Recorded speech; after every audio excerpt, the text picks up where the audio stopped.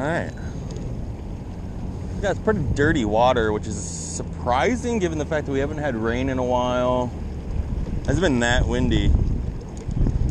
Could just be tore up from all the boats that's coming in from the marine over here.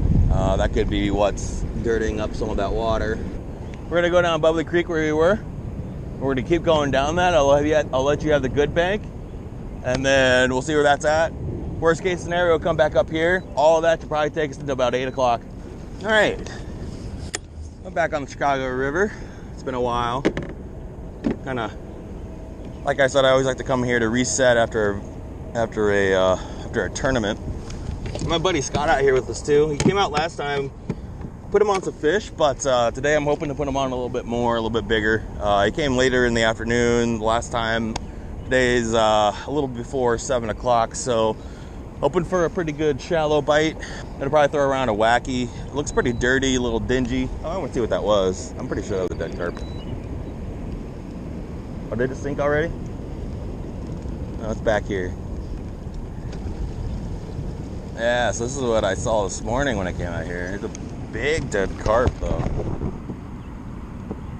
Big dead carp. I'll fish behind you so you have all the open water. What? So this is the start of Bubbly Creek. After we get past these bridges, that's where it starts. Man, I've really been wanting to throw the chatterbait, but no chop on the water. It is a little dirty. It is early in the morning. Because a wacky will catch them, pretty sure. Oh, there was one. A little tiny guy.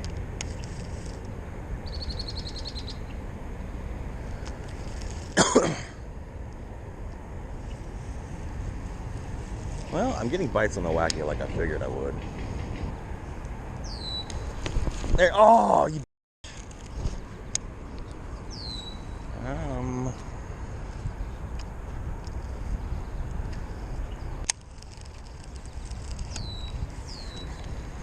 There's one.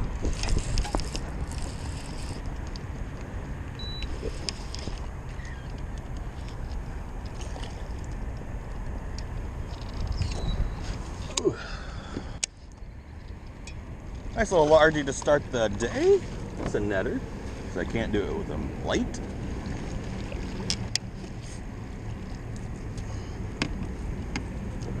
Scotty, I know what they're biting on if you want to switch.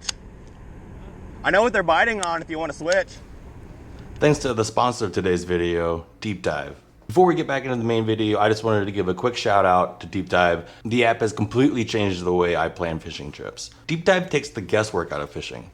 You just select the species you're targeting, like largemouth bass, and it recommends the best baits, the colors, depths, and locations, based on real-time conditions. It factors in water clarity, temperature, barometric pressure, and season, stuff that I used to spend hours researching or just guessing while on the water. One of my favorite features, you can scout out any body of water before you even leave the house. I can literally sit down the night before and build a full game plan. So if you're serious about catching more fish and making smarter decisions on the water, check out the DeepDive app. There's a link in the description. Give it a download. Now, back to the main video.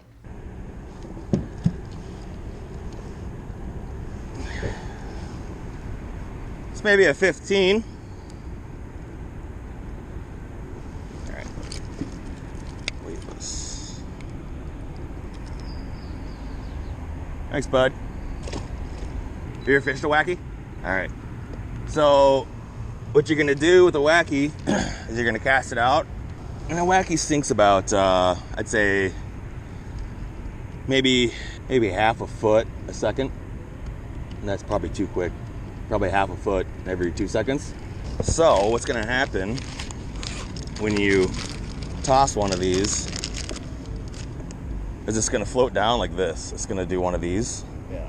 And that's what's gonna get it. So you're gonna like, and what you're gonna do with your rod is you're gonna cast it out, let it kind of sink. I'd say count for like 4 or 5. When you're right up to the bank, I'd maybe like 1 or 2.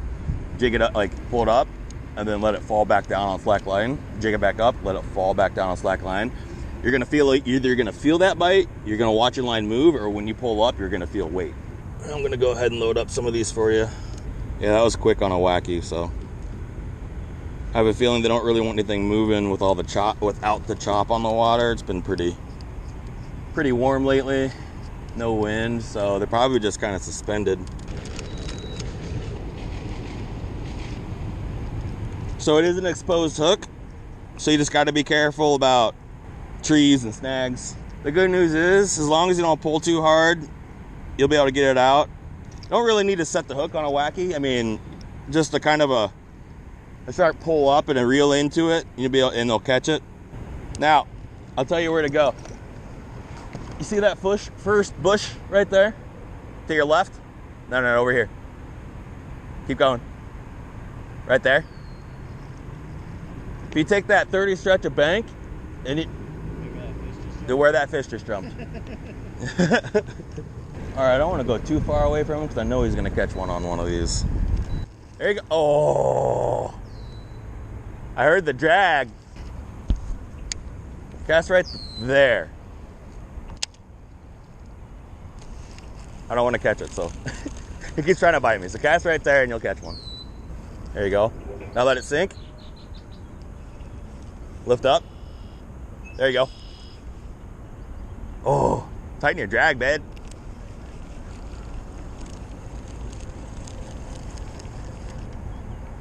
Still on there? No. If you didn't hook him, he should eat again. There you go. Oh, you still got him. He's still on there. He's still there. Woo! Spoon drag.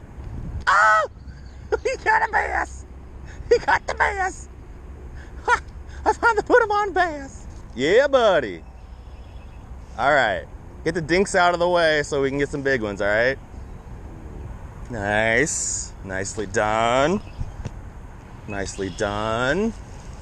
Now we just need to do like 20 more of those, Scott. It'll be a good day. So with it being the weather it is right now, they may be schooling. Scott's gonna be my guinea pig. See if they are. That was a stick.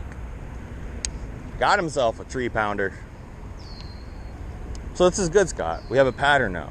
We know exactly that well, I don't want to say exactly that pattern, but that pattern is shade, semi-shallow. I'd say probably about 1 foot, 2 foot off the bank, closer to the bottom, something very subtle. If we catch one more on that pattern, that's a pattern, Scotty. We can replicate that all over the water.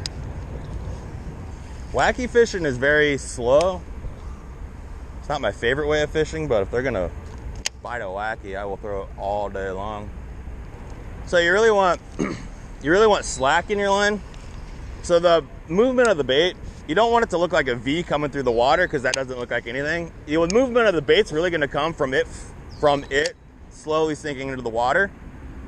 So like you kind of want to have that little bit of a bow and then you just kind of lift up. Oh, tree pounder. Maybe that's what I caught, or maybe that's what I felt. Might not have been a fish. This is how I caught my limit in Lake Mendota. Wacky fishing. Wasn't the most exciting way of fishing, but smallies seem to love it. Yep. It was pretty good. A lot of walleye, a lot of pike. You know where University of Wisconsin is? In Madison? It's right there. Also, we were staying right close to New Glarus. You would have loved it. There'll be a fish right under there when you get there.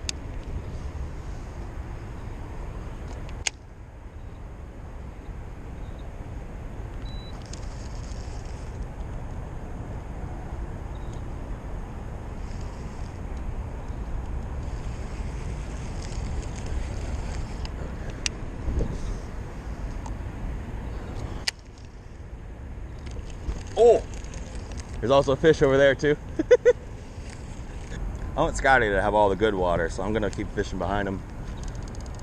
Get a bite, shake it off. See if I can play cleanup. Cast right to the right of that. There you go. There you go.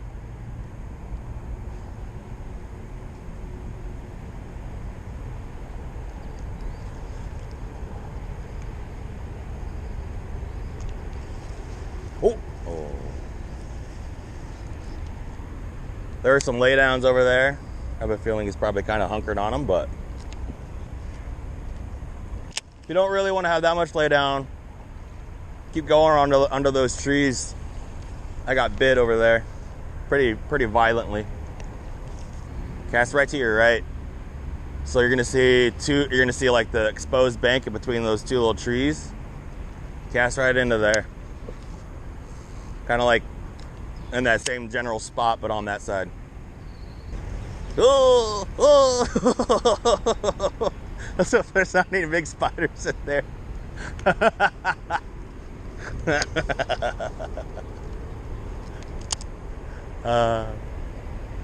Scotty, if I cast it over and I catch that fish, you better not let me do that. There we go. Oh.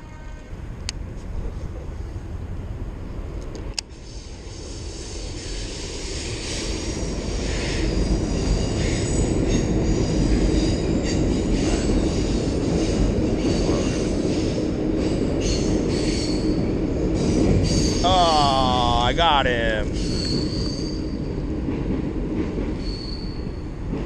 No, I didn't want to catch you. Thanks, bud. I've never been upset to catch a fish. That was the first. 2-to-1. So the pattern that we should follow is the same pattern we had back there, which will be on that bank, close to the bank under hanging trees. We're only going to go to the first concrete pillar you'll see, and then we're going to go back. We'll go back to that stretch again, and then go to the other channel. The good news is when you see one of those, you know there's going to be bass. So if you start right at the edge of this metal pillar, you should probably whack them. Water's a little high today. Actually, it's a lot of high today. Those trees are usually exposed. Yeah, we're only in about 4 feet of water right now. Oh, there's one.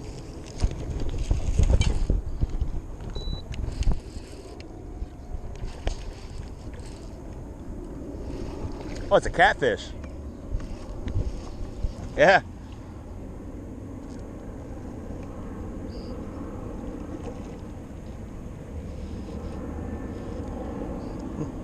Multi-species day. Come here, catfish. If you were in a different body of water,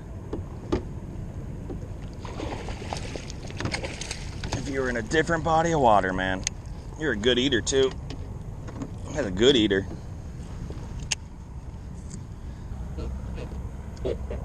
Oh, I know.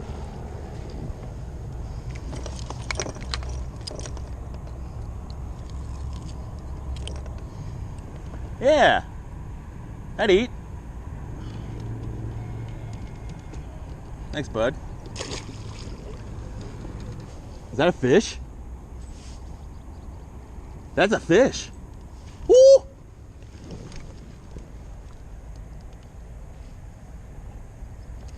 The bass? Nice. Gotta get him out of the dinks, man. At least he's catching fish. That's all that matters. Nice. We'll keep fishing it out to that turn and see what it's like. So that's a replica pattern. Now we just gotta go find shade, trees, natural bank. That's where they're gonna be. Thank you for helping me put together the pattern, Scotty. So you see where all like the metal comes out? You see the rocks over there? It's kind of like a little bit of a half circle moon here. It gets really shallow up in there, but if they're spawning, they might be all up in there, but I don't know. The catfish kind of scares me. Amongst the catfish. Nice. Told him we'd catch a fish over there. Told him. It's bigger.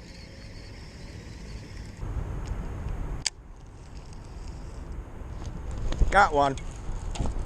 Ooh, it's a good one. Maybe not.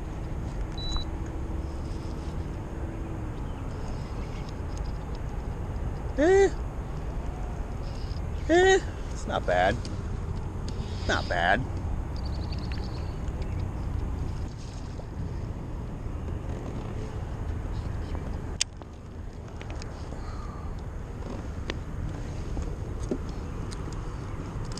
Here you go, Scotty.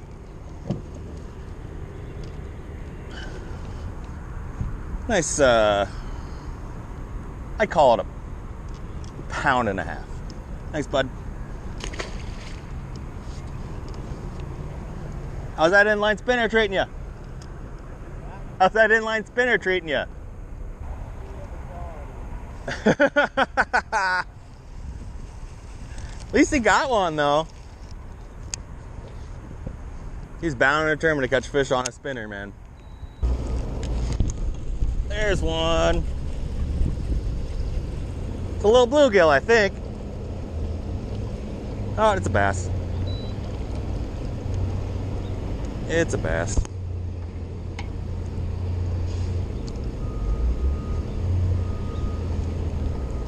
You've been caught before. Probably been me. Thanks, bud.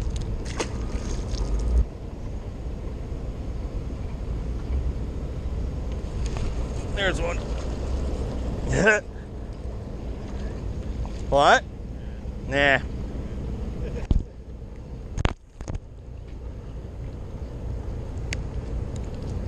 Thanks, bud.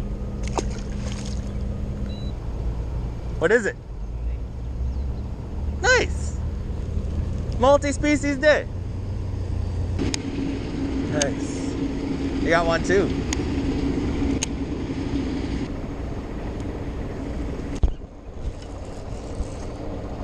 Small guy.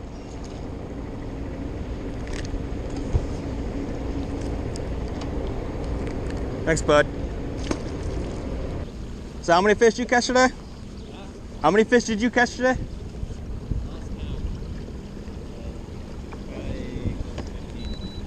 There you go. It's a good day then. Better than a lot of dinks.